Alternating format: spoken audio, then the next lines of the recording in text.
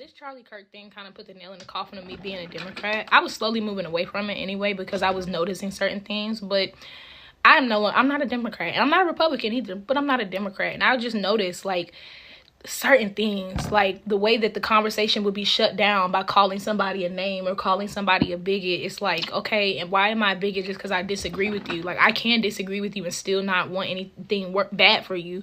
I just disagree. And it's like, oh, you're personally committing violence against me if you disagree. It's like, that's a cop-out. And I would notice certain things like that. I would notice that I was being intentionally angered every 4 years so that I would go out and vote. It would be a new token thing to like get behind. Oh, if you don't vote this year, this thing is going to happen and everything's going to be taken away. But then the next year, none of those things would happen. So I was just being gaslit every single time.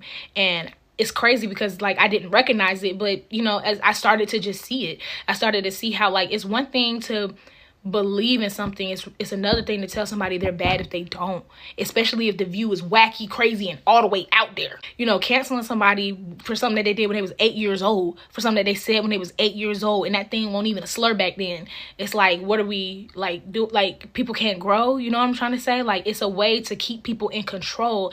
And if you don't think exactly how I think, if you ever step in line, I can just like, take away, you know what I'm trying to say? And it was just very controlling, but just very evil. And like the moral superiority, the moral high horse, and the performative activism was crazy. Like, oh, we are so oppressed, and go, like ride the Starbucks. It's like there's actually people that are in different countries, and like that's very disrespectful to them to say that you're oppressed like that.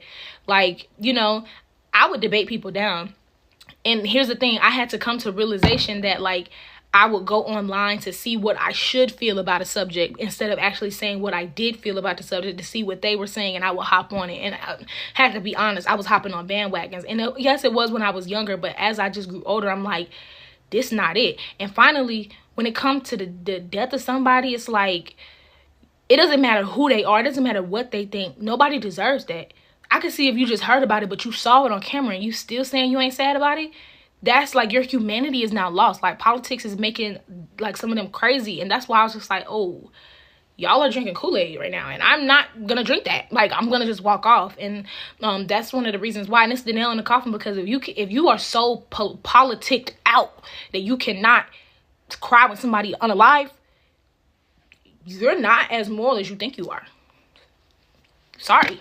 Had been reversed, we would have had Antifa 2.0. Cities would be on fire. They burned down my street 4 years, 5 years ago. They would have done that.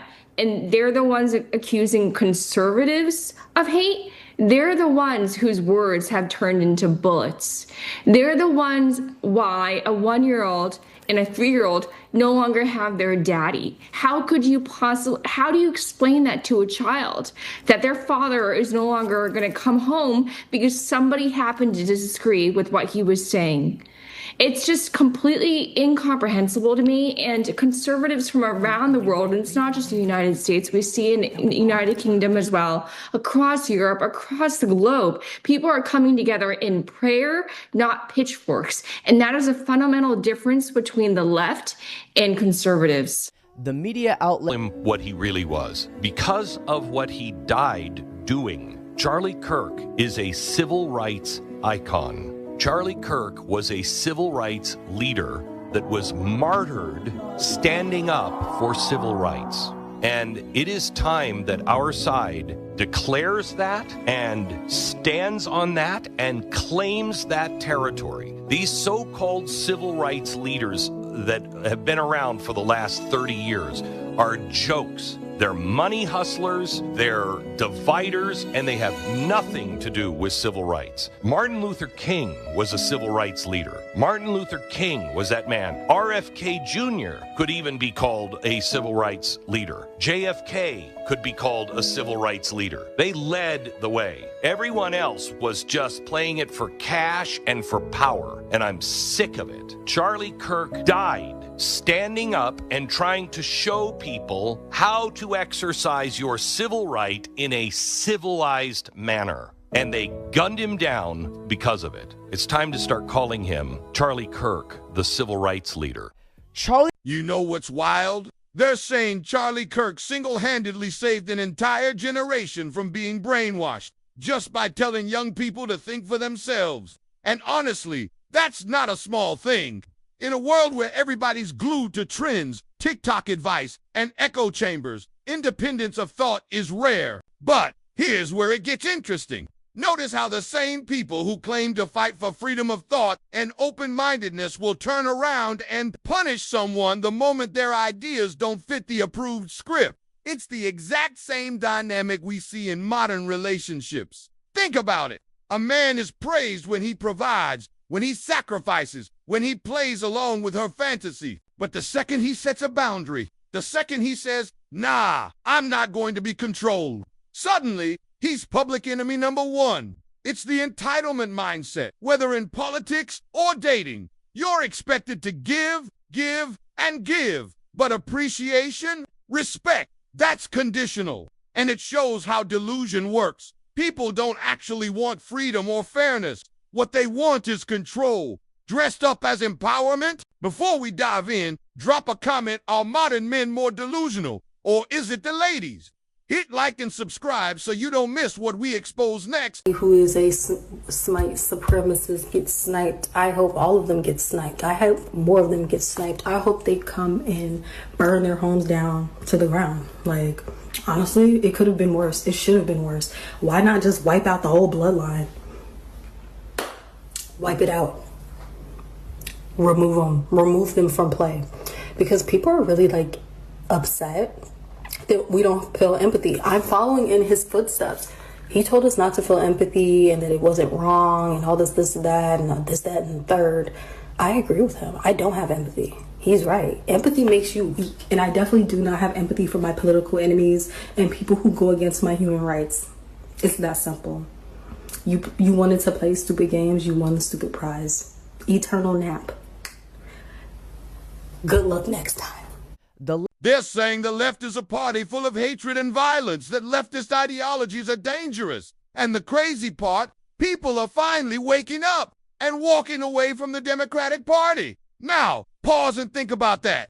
Isn't this exactly what happens in relationships when people finally see through the mask? At first, it looks all good, promises of love, fairness, equality, but underneath, it's manipulation, double standards, and a whole lot of anger when you don't play along. That's why so many men today are checking out of modern dating. Just like voters leaving a political party, men are realizing the game is rigged. You give everything, your time, money, and effort, but the second you step out of line or question the rules, you're labeled the villain. What we're witnessing politically is the same awakening happening in gender dynamics. People are done being controlled by fear, shame, or emotional blackmail. When you take off the blinders, you start to see the hostility for what it really is, a tool to keep you in line. So whether it's in politics or relationships, the trend is clear. The mask is slipping, and people are walking away. Dreading making this video because I know I'm gonna get hate comments, especially from the left, and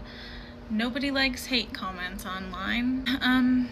I used to proudly call myself a liberal. I still believe in equality, healthcare access, LGBTQ+ rights, definitely science and social programs. But I've grown really tired of the performance, the fear-mongering, and the refusal to have real conversations. I don't want to be here to scream or cancel or shame somebody into agreeing with me. I believe that we need to listen to each other even when we disagree, because change doesn't happen in an echo chamber. I'm not switching sides. I'd say I'm stepping out of the label. I'm an independent, logic-based thinker who's done letting political parties define my humanity. I'm still progressive, but I care more about the truth than tribalism. You can fight for justice without losing your critical thinking. If you want to argue, go talk to somebody else. But if you're ready to listen, then I'm all ears. Not everything needs to be red versus blue. And like, for example, here's some things that I know we can agree on. Our healthcare is broken. You shouldn't go bankrupt just because you got sick in red or blue states. Big corporations, for example, have too much power. They lobby both parties and working people end up paying the price. Veterans and the elderly deserve better care, period, no excuses. Mental health matters. It's not woke to want trauma support, for example, especially for kids and veterans. The middle class is being squeezed by inflation, housing costs, and endless debt, which is just not sustainable. We need civil liberties. Your right to speak, worship, protest, own property, and make personal choices. I think another thing that we could agree on is that we both need to protect democracy, which means fair elections, checks and balances, and yes, accountability for every party. And this is the one that's gonna piss you liberals and you Democrats and anybody on the left off. Nobody should be hated for how they voted. Basically, what I mean by that is no one should be sliced for asking questions. I'm not here to hate conservatives. I'm definitely not fucking here to blindly follow liberals. I'm here because I want to bridge the gap and speak truth and hopefully make this country less divided and a hell of a lot smarter. And if that makes me hard to categorize, then good. I just don't want to associate myself with a party that is screaming into the void. I don't want to associate myself with a party who doesn't understand that productive conversations mean something. If you guys really wanted change, you wouldn't be sitting here calling every fucking conservative uneducated idiots. Conservatives are capable of having conversations, and for everybody on the left to accuse them of just being incapable of that, you're not making any changes. You're not going to have productive conversations. All you're going to do is push people more to not understanding your points. If you're trying to come at somebody with something that you know is a fact, don't insult them about it. You say it's hard to have conversations with conservatives, but it's the way that you approach them. And it's associated with the left now. The left is just like these angry fucking people who can't have conversations as far as the conservatives are concerned. I'm not switching parties, but I sure as fuck don't want to be associated with the left anymore. I want to be able to make real change and have real conversations, and I'm not going to get that done by calling myself a liberal. They're saying it's unfortunate Charlie Kirk is no longer with us, but his legacy is alive and spreading worldwide. And here's the irony the left doesn't even realize in trying to silence him. They actually created millions more just like him. Look under the comments. People are celebrating, people are waking up, and people are leaving the left behind. Now, think about how this mirrors gender dynamics today. How many men have been mocked, shamed, or torn down for speaking their truth about relationships? They get labeled toxic, insecure, or worse. But here's the twist. Every attempt to shut them down only amplifies their message. Every insult sparks 10 more men to start asking questions, to start pushing back. It's the same cycle. Try to cancel someone, and instead you multiply their influence. Try to shame men into silence, and instead you give birth to a whole movement of men who refuse to play by those outdated rules. Default text, that's why we're seeing an awakening. Just like people walking away from political parties that thrive on control and hostility.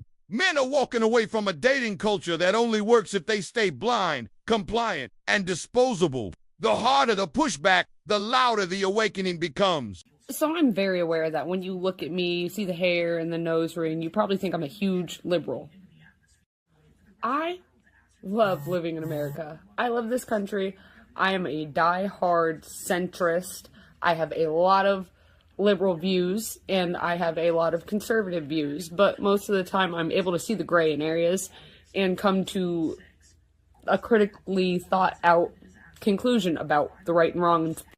The amount of people I've had to unfriend or unfollow because they're cheering and happy about what happened today is very disheartening. And if you're following me on here and you're upset that I'm not cheering and woohoo, please unfollow me. I'm sorry if you followed me because of the way I looked.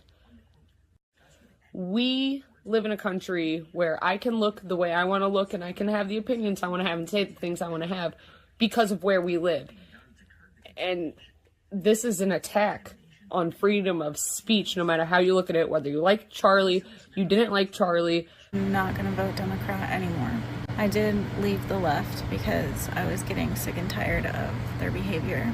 But I was considering myself to be in the center. No. whoever did this just fucked up. And I'm seeing a lot of people who were on the left say that they're no longer gonna be on the left anymore. I still have my same beliefs. I still support the communities that I support, and I will still vote for people who align with those beliefs. But so breaking fucking news, Charlie Kirk got shot in the fucking neck. That was the last bastion. I can't be a liberal no fucking more. You see the fucking comments? I hope the gun is okay. The same fucking people asking for moral decency. I cannot in good faith align myself with you guys anymore. I once had a headache. You'll be alright. Cause you don't agree with him politically? I'm not gonna lie, y'all gotta be a different type of sick to be celebrating Charlie Kirk's death, bro. That's crazy to me. Like, you don't gotta agree with anything bro say. I made a video about not agreeing with what he said on Juneteenth. That don't mean I think he deserved to lose his life, though. Every page that's posting Charlie Kirk's death.